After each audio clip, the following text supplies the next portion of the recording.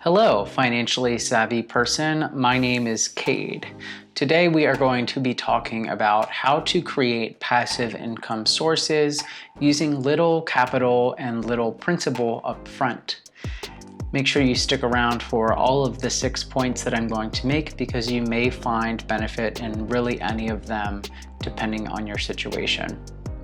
So let me start off by saying that I'm not a financial advisor. I'm not a financial or investment expert by any means. Take what I'm saying with a grain of salt. Do your proper research and be smart, be logical, and be conservative whenever you first begin investing, if that's what you choose to do. So passive income, really the currency that you use to earn passive income is going to be time. Occasionally, it will be principal in terms of monetary value, in terms of rental properties and real estate and things like that. But the specific things that I'm going to talk about today all require a lot of time up front. None of your passive income sources that I know of are quick to create return or quick to have any kind of yields or anything like that. So understand that this is not a get rich quick video, and this is how to create steady passive income over the period of months to years. Passive income definitely also requires discipline, whether that be emotional or physical discipline, and disciplining yourself in terms of your schedule and your time and things like that as well. So if you're lacking discipline, maybe work on that before you jump into specific options that I'm going to present. I have these different passive income sources broken down into two categories. Category one is going to be creative sources of income. That's going to be content creation, audiobooks, things like that. Your other side of passive income sources are going to be investment based, certain bonds, stocks, so on and so forth. So let's first start talking about the creative side of passive income creation. The first one may be a bit obvious. You have probably heard it before if you've already done some research, and that is create a YouTube channel. Creating a YouTube channel is not super easy. You have to find your niche and you have to understand what an audience is looking for, make quality content, and really stick to a regimen and be disciplined as well. YouTube channels are good if you're not looking to invest large amounts of principal or money up front, and rather get a slow, steady income stream months to years down the road.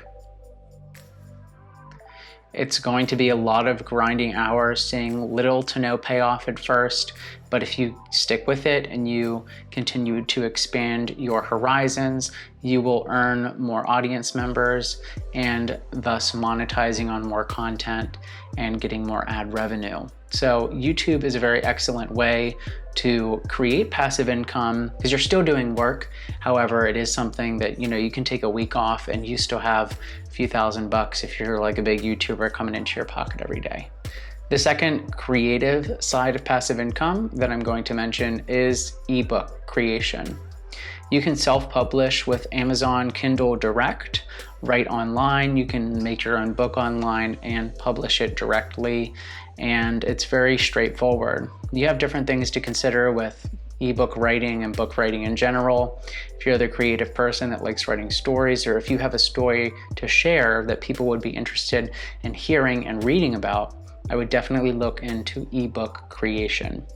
The third and final kind of creative side of passive income, in terms of what you can do to create passive income, is going to be creating a video or audio course. And this is going to work best if you have an audience kind of built up.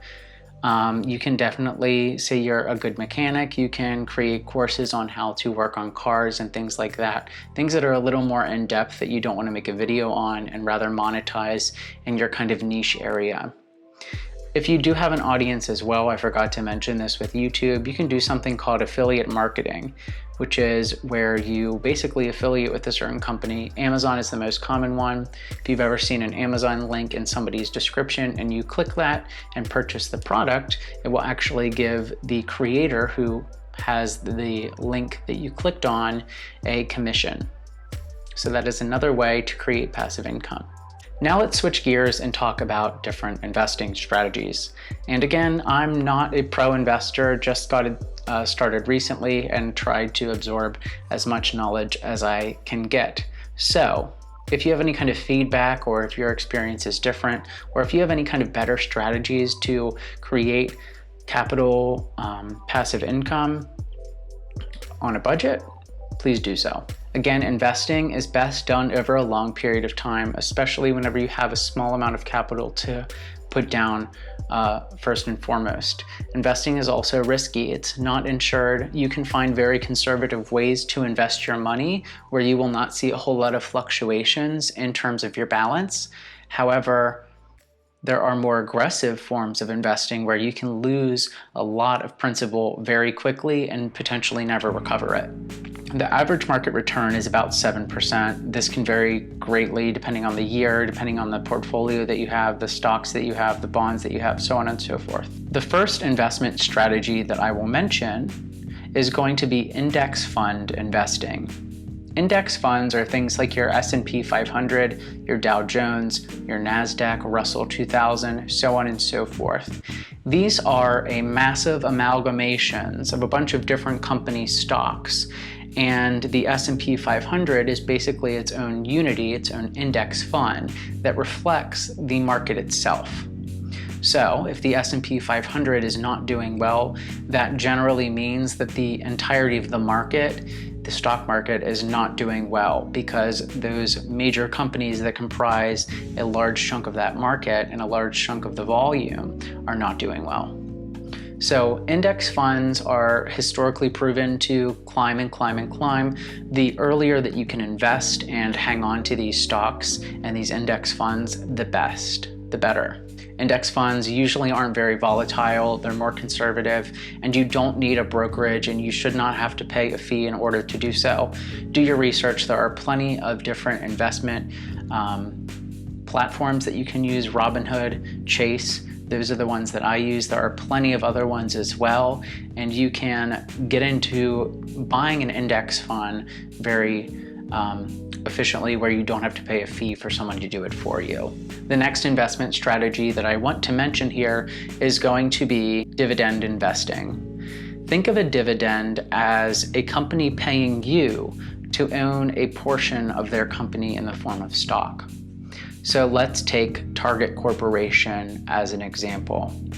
If you own one Target stock, which as of December 2020 is approximately $170 a share, you own one part of the Target Corporation. And in return, Target will pay you quarterly, typically is when dividends are paid. Target will pay you quarterly a certain percentage of how much you own of the company to own it. Right now, Target stocks dividend yield is 1.6%.